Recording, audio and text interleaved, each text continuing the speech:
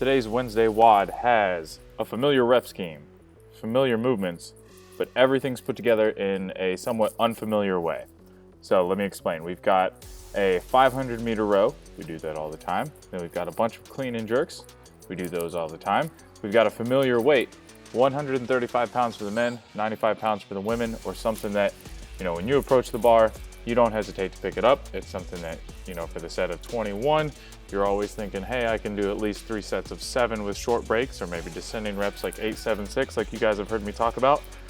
However, normally we're gonna do 21 clean and jerks. And then for example, with this workout, we would normally do 21 clean and jerks and then go back to the rower.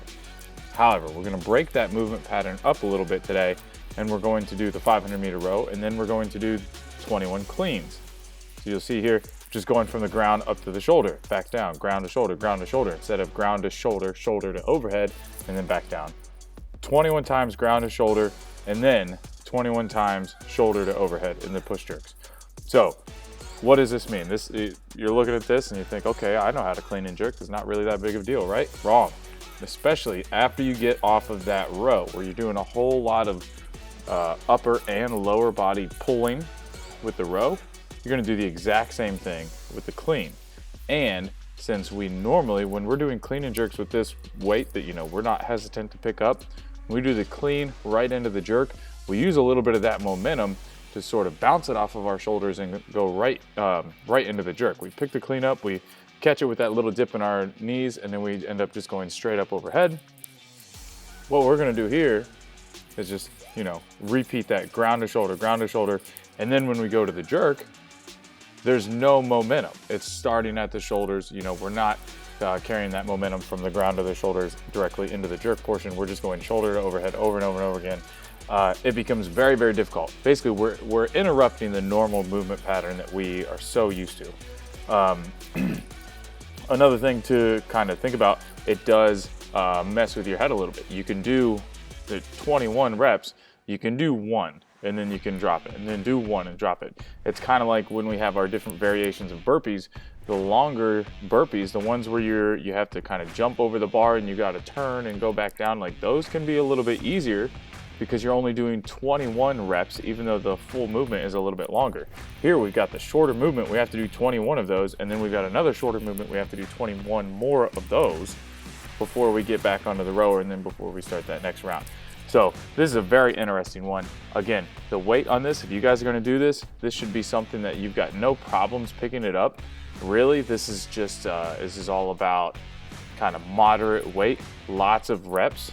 Your full body workout here, lungs and kind of glutes and hamstrings are gonna take the most of this. So if you're one that, 135 is kind of tricky, if you've ever done the workout Grace, 30 clean and jerks as fast as you can. If you can't do 135 or 95 pounds and you can't get it done in under 4 minutes, I highly recommend against going 135 or 95 for this workout. Maybe tailor it back a little bit, maybe go say 115 and 85, or maybe 105, 75, something like that. Something that is a little bit easier for you that you're gonna be able to rip out several reps at a time. We don't wanna be don't want to be doing singles here with this, where you pick up the bar, go to your shoulders, drop it, stand around for a while. You want to go ground, shoulder, et cetera, et cetera, et cetera. That being said, let's make sure we're keeping good form. No reason to have any rounded backs or anything like that. Even with the row here, since we are rowing a grand total of 1,500 meters, sometimes we can get a little bit tired. We can reach too far forward, or we can, disengage our quads, or, just really relax on the hamstrings and the glutes and all that kind of stuff. We want to make sure we keep those shoulders back and we keep that back nice and straight, nice and strong. Yes, your grip is going to blow up over time. Your lats and your shoulders are going to be tired, but 14 to 18 minutes here, make sure we're utilizing some good form, and scale back that weight or scale back the distance on the row if you have to. Like I said, 14, maybe upwards of 20 minutes. This should be kind of a quicker one. But just be ready for that weird little twist, that mental game that you're playing with yourself. You're doing you're so used to doing the clean and then the jerk for 21 reps. Give this a shot where you're doing 21 cleans right into 21 jerks.